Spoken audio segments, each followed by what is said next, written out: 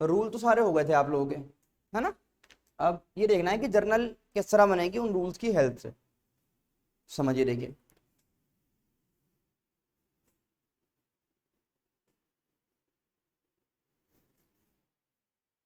Question लिखिए। कहा जा रहा है स्टार्टेड बिजनेस विद कैश।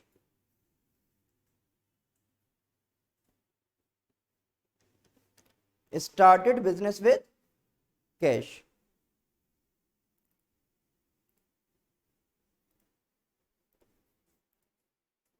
अब आपने बिजनेस शुरू किया, आगे अमाउंट लिख लीजिए, सपोज 1 लाख रुपए। अमाउंट में लिख लो 1 लाख।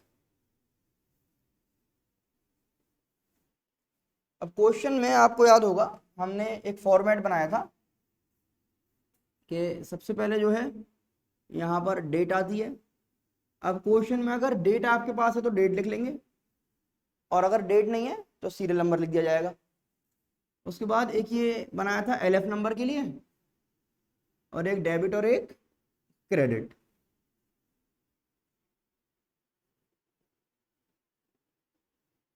इस तरह था ये। अब बिजनेस शुरू कर रहे हैं तो आपको देखो एक छोटी सी बात ये समझनी है कि भाई ये आपका बिजनेस है। बिजनेस के पास कुछ अगर आ रहा है, आपको कोई रियल एसेट्स आते हुए नजर आ रहे हैं, तो उनको डेबिट करना है। तो ऐसे आप देखेंगे बिजनेस के पास आ रहा है या बिजनेस के पास से जा रहा है। तो जो ओनर है जब वो बिजनेस को पैसा देगा, पैसा लगाएगा, तो बिजनेस के पास पैसा आ गया, तो कैश आ गया, है ना। तो कैश बिजनेस में आ गया तो आप यहां पर लिखेंगे cash account debit. Cash account debit, तो डेबिट वाली चीज तो कैश हो गई। अभी देखना है कि क्रेडिट में क्या आएगा। क्रेडिट में देखने के लिए आपको समझना है कि क्रेडिट में जो आपके सारे रूल थे वो सारे रूल मिक्स करके काम में लेने हैं आपको। तो ये तो कौन सा वाला रूल आ गया, रियल वाला। रियल में जो था डेबिट व्हाट कम्स इन। अब एक पर्सनल भी है। पर्सनल में आपने पढ़ा था debit the receiver and credit the giver. तो मुझे बताओ इस बिजनेस में जो कैश आया है ये किसने दिया है, ओनर ने। कैश किसने दिया है, ओनर ने।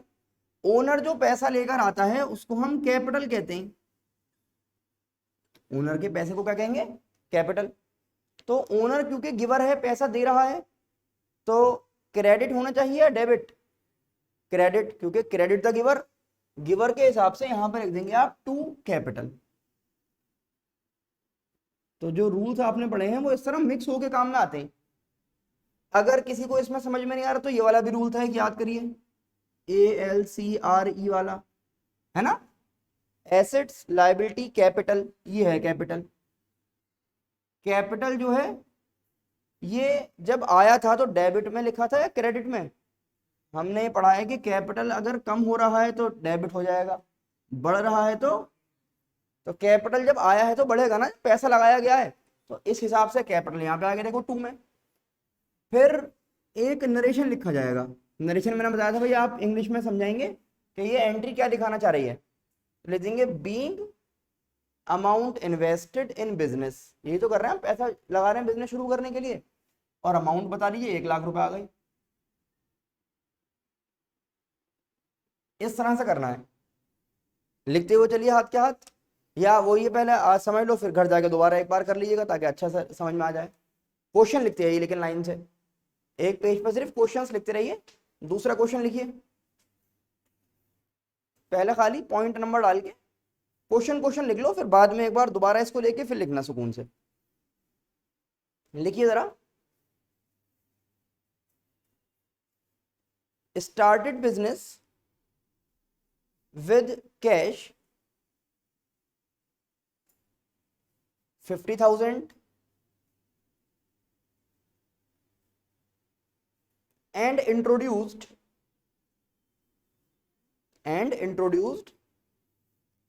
a check, of rupees 1 lakh, of rupees 1 lakh। अब यहां पर आप देखेंगे कि आपने कैश लगाया 50,000 का और चीकू लाए साथ में, कितने के? 1 लाख रुपए के। फिर यहां सोचा आपने भाई बिजनेस में क्या क्या आ रहा है, एक तो कैश, तो सेकंड नंबर पे आप चले, आपने लिखा कैश, अकाउंट डेबिट। साथ में आप ये देखिए, क्या ये कैश तो कितना हो गया 50,000, क्या और भी कुछ आ रहा है? एक चेक भी आ रहा है। तो बिजनेस में जब चेक आएगा तो इसको हम इस तरह देखेंगे भाई, जब आप चेक लेके आए तो वो अल्टीमेटली कहां पे जाएगा? बैंक में। तो मानेंगे बैंक का अकाउंट बढ़ जाएगा आपका, सही है ना। और अगर आप इस चीज को यहां पे देखना चाहें सपोज, तो बैंक का अकाउंट फिर आप एसेट्स में देख लेंगे अपने, जैसे कैश एसेट है ऐसा बैंक भी एसेट में आ जाएगा, और ये कहां पे आ जाएगा आपके? डेबिट में।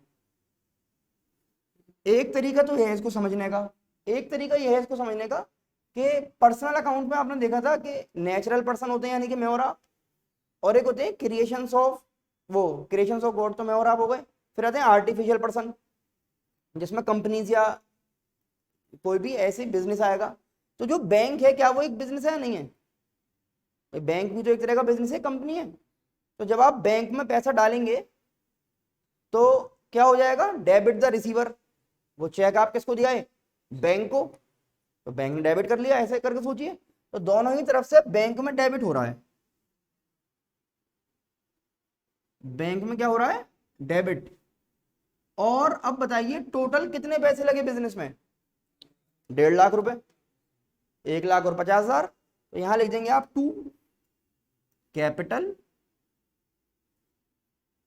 अकाउंट 1.5 लाख। क्या इतनी बात सही है? फिर यहां पे आप बना देंगे being amount invested in business, वो ही आ जाएगा। बात समझ में आ रही है भाई? कैश आया और क्या आया साथ में? एक चेक भी आया। तो दोनों चीजों को, चेक को ध्यान रखेंगे बैंक के नाम से लिखाएंगे। इसी तरह जैसे क्वेश्चन में कहा गया कि introduced additional capital, introduced additional capital,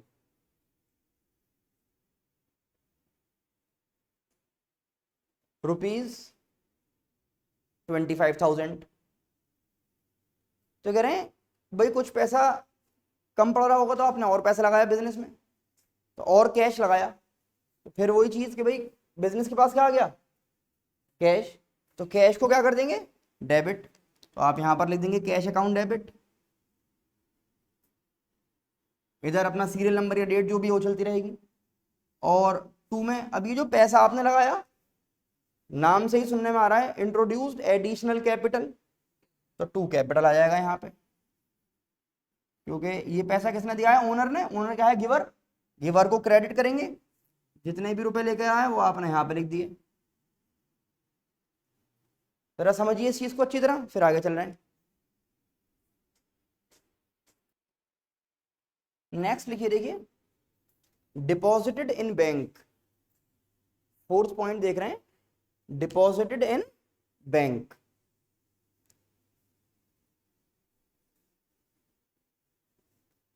₹5,000। या तो क्वेश्चन में ये कह रहा है, देखो 2-3 अलग अलग तरह से कहेगा और तीनों का एक ही तरह से जर्नल बनानी है आपको। या कहेगा और लगा के लिखिए इसी में, paid into bank, paid into bank. इसका भी यही मतलब है, पेड इनटू बैंक कह रहा है या डिपॉजिटेड इन बैंक कह रहा है। या एक और कहेगा opened a bank account, opened a bank account. Question में इन तीनों में से कोई भी बात अगर वो कह रहा है तो हमें ये समझना है कि एक ही जैसा इसका जर्नल एंट्री में आप दिखाएंगे कि क्या आना है। अब भाई बैंक अकाउंट ओपन कर रहे हैं तो उसमें भी पैसे जमा करते हैं आप।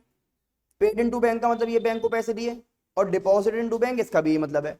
तो जब आप बैंक को पैसे दे रहे हैं तो बैंक क्या बन गया? रिसीवर। भाई डेबिट द रिसीवर, यही तो कहा आपने। तो लिख देंगे बैंक अकाउंट डेबिट। और आप कहते हैं क्रेडिट व्हाट गोज आउट, आपके पास से क्या गया? कैश। तो 2 कैश, जो भी वैल्यू थी वो आपने यहां पे बता दी, सही है ना। और नरेशन में क्या आ गया, being amount deposited in bank. जो क्वेश्चन में, बस क्वेश्चन जो कहता है उसके आगे बीइंग लगा दो, इतनी सी बात है। जो क्वेश्चन में लिखा होता है उसके आगे क्या लगा लीजिए, बीइंग। क्या इतनी बात समझ में आ रही है। क्वेश्चन में कहने का तरीका कुछ भी हो, लेकिन हमें जो आंसर बताना है वो यही बताना है कि bank account debit to cash.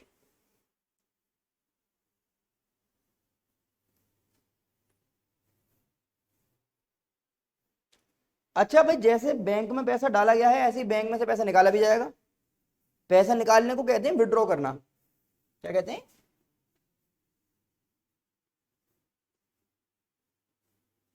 पैसा निकालना।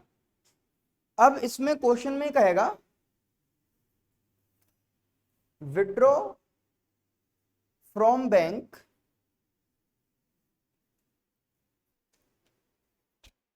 For office use, for office use. अब इसमें बच्चे कंफ्यूज रहते हैं, कोई मैं देखता हूं कोई लिख रहा है टू ऑफिस यूज, कोई लिख देगा ऑफिस यूज डेबिट। ऐसा कुछ नहीं है भाई। ऑफिस यूज का मतलब ये है कि पैसा निकल के ऑफिस में आ जाएगा पहले, फिर वहां से खर्च होगा। बैंक पैसे निकाला और ऑफिस में लाके रख दिया आपने पैसे को। ये आपका बैंक है अलग जगह पे, जाहिर सी बात है, और ऑफिस आपने एक अलग जगह बना रखा है। तो ऑफिस यूज का मतलब यह है कि पहले तो पैसा ऑफिस में लेके आओ, फिर ऑफिस के जो भी खर्चे हैं वो यहां से पूरे होंगे। तो पहले पैसा बैंक से निकला और कहाँ आएगा, ऑफिस में। तो ऑफिस में यानी कि बिजनेस के पास क्या आ जाएगा, कैश। भाई बिजनेस के पास क्या आ जाएगा, और पैसा कौन दे रहा है, तो क्रेडिट द गिवर। कौन दे रहा है पैसा, बैंक। और बिजनेस में कुछ आ रहा है तो डेबिट व्हाट कम्स इन, तो क्या बताएंगे आप, very good, cash account debit to bank. क्योंकि किसने दिया पैसा, कितने रुपए, अमाउंट नहीं लिखा, जितने अच्छे लगे लिख लो। बहुत पैसा हमारे पास, 10,000 रुपए लिख लो। हमारी कौन सा जेब से जा रहा है, 10,000 रुपए लिख लो। बताओ बात समझ में आ रही है। इसी में यहाँ पे एक चीज और ऐड कर दे रहे हैं, तो ये विड्रॉ करने की 3 तरह की एंट्री होती है, वो समझ ले रहे हैं हम। सॉरी, मतलब बैंक से रिलेटेड। एक तो पैसा डालने की, एक पैसा निकाला, लेकिन ये ऑफिस यूज के लिए है।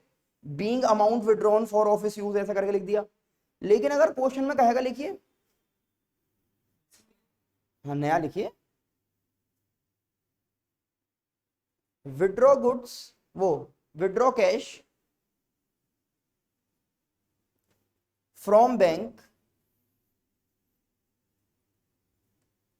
देखो बैंक पे फोकस करना है, बैंक में से निकाला गया है। आगे लगा दिया for personal use, for personal use, पैसा निकाला गया है पर्सनल यूज के लिए। अब इसमें आपको ये समझना है कि पर्सनल यूज जब आप कर रहे हैं तो उसको एक नाम दिया गया है। क्या नाम दिया गया है, ड्राइंग्स। क्या नाम दिया गया है, ड्राइंग्स। ये वही ड्राइंग नहीं है आर्ट जो बनाते हैं, वैसे ड्राइंग का मतलब है पर्सनल यूज के लिए आपने। अब पर्सनल यूज के लिए देखेंगे भाई, आप पैसा भी निकाल सकते हैं। अब कैश अगर मैं लिख रहा हूं तो कैश का मतलब तो यह है कि आपने ऑफिस में से निकाल के ले गए। अगर मैं कह रहा हूं withdraw cash for personal use, तो इसका मतलब क्या है कि ऑफिस में भाई जो रखा हुआ था ऑफिस में वो निकाला। अब मैं कह रहा हूं withdraw cash from bank for personal use, तो बैंक में से निकाला इस बार आपने, तो बैंक के नाम का यहाँ पे यूज करना है। कभी कभी क्वेश्चन में कहेगा withdraw goods for personal use, तो कभी कभी आप सोचिए भाई, आपकी कपड़ों की अगर दुकान है तो फिर आप बाहर से क्यों खरीदेंगे भाई, हो सकता है वहीं से लेके पहन लिए हो आपने।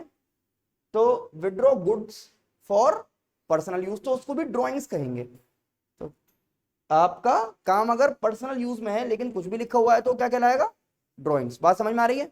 तो फिलहाल यहाँ पे आप देखिए, तो बिजनेस के पास से जो पैसा जा रहा है वो बैंक में से जा रहा है, तो बैंक क्या होगा, क्रेडिट द गिवर। और ड्राइंग्स आपकी जो है वो डेबिट में आएगी। तो आप लिखेंगे drawings account debit to bank. Amount कितना बताया, घर ले गए आप, निकाल के लिख लो 5,000 रुपये। करिए। तो ये हम समझ रहे हैं बैंक से रिलेटेड कुछ बातें, बैंक में पैसा डालना है, बैंक से पैसा निकालना है ऑफिस के लिए, और पर्सनल यूज के लिए पैसा निकाला आपने कहां से, बैंक से। अगर इसी में हम ये कहें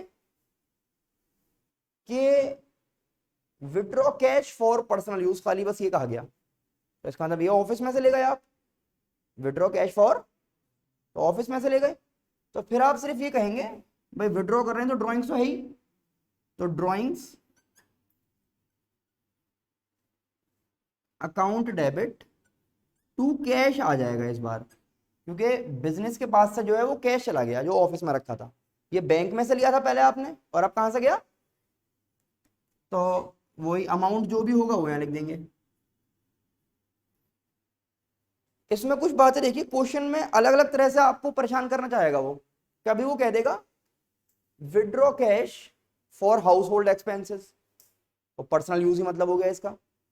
फिर वो आपसे कहा withdraw cash and suppose purchase furniture for home, तो फिर घर ही चला गया देखा जाए तो ये नहीं है, फर्नीचर का नाम लिखेंगे, देखेंगे घर में यूज कर रहा है वो पैसे को। कह रहे हैं withdraw cash and paid rent of residence, अपने घर का रेंट भरा उसने, तो पर्सनल यूज हो गया। विड्रॉ कैश एंड परचेज बीड़ी गुटखा, तो पर्सनल यूज हो गया, ये लिखा हुआ नहीं आएगा, ठीक है। तो कहने का मतलब ये है कि जब भी क्या लिखा हुआ दे रहा है पर्सनल यूज से रिलेटेड लगे आपको। अगर ये कहता कि भाई अमाउंट यूज्ड टू पे रेंट ऑफ ऑफिस, तो फिर तो बिजनेस का खर्चा है, वो फिर पर्सनल थोड़ी है। लेकिन अगर उसमें खुद रह रहे हो आप तो फिर पर्सनल में चला जाएगा। समझो इसको, फिर आगे चल रहे हैं। नेक्स्ट देखिए, अब हम कुछ जर्नल एंट्रीज देख रहे हैं परचेज से रिलेटेड। तो परचेज जब आप कर रहे हैं तो गुड्स आप लेके आ रहे हैं बिजनेस में, है ना, तो ये जो है खर्चा माना जाएगा, ये आपने पैसा खर्च किया बिजनेस में गुड्स लाने के लिए। तो डिफरेंट टाइप की जो आपको एंट्री मिल सकती है परचेज से रिलेटेड, उनकी हम बात कर ले रहे हैं। जो सारी एंट्री होंगी स्पेशली किसके बारे में देखने जा रहे हैं, परचेज। अब परचेज भी किस चीज की करना सीख रहे हैं हम, परचेज ऑफ गुड्स। अगर आप किसी एसेट को परचेज करते हैं तो वो एक अलग कहानी है। गुड्स का मतलब क्या है पहले इसको समझना पड़ेगा हमें, ताकि आप डिफरेंशिएट कर पाएंगे भाई क्या बात है। आपने एक बिजनेस स्टार्ट किया फर्नीचर का, तो फर्नीचर का जब आपका बिजनेस है, तो नाम भी ले दे रहे हैं, द फर्नीचर कंपनी नाम लगा दिया हमने इसका। तो इसमें क्या क्या चीजें बेचोगे भाई, आप सपोज करिए बेड, सोफा, और क्या होगा, टेबल, चेयर, XYZ, इस टाइप की चीजें जो भी फर्नीचर में आप गिन सकते हो, वो आप भाई या तो खरीदोगे वहां पे या बनाओगे।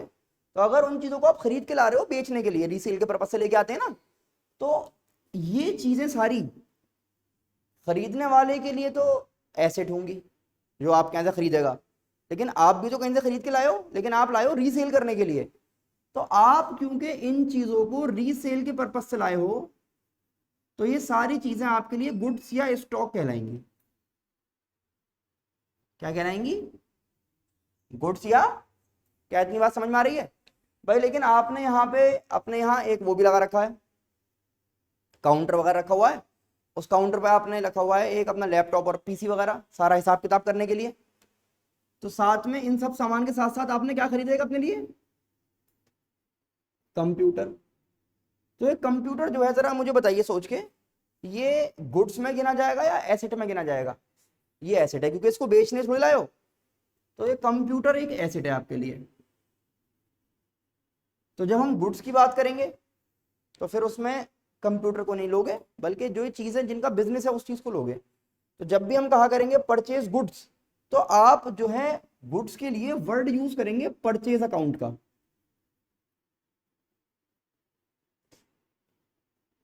और इसको एज एक्सपेंस ट्रीट करेंगे आप, ट्रीटेड एज एन एक्सपेंस। भाई खर्चा करा आपने, सामान लेके आए और फिर वो बेच के फिर उससे कमाओगे। तो जब इन गुड्स को आप बेचोगे, फिर ऐसे ही अगला टॉपिक आएगा हमारा, अभी तो हम परचेज के बारे में समझना चाह रहे हैं, अगला टॉपिक आएगा सेल से रिलेटेड, ठीक है ना। तो ये जो सेल वाला टॉपिक होगा, इसमें इन्हीं गुड्स की बात करेंगे जो हम खरीद के लाए थे बेचने के लिए, सही है ना। और उसमें हम वर्ड यूज करेंगे सेल्स अकाउंट का।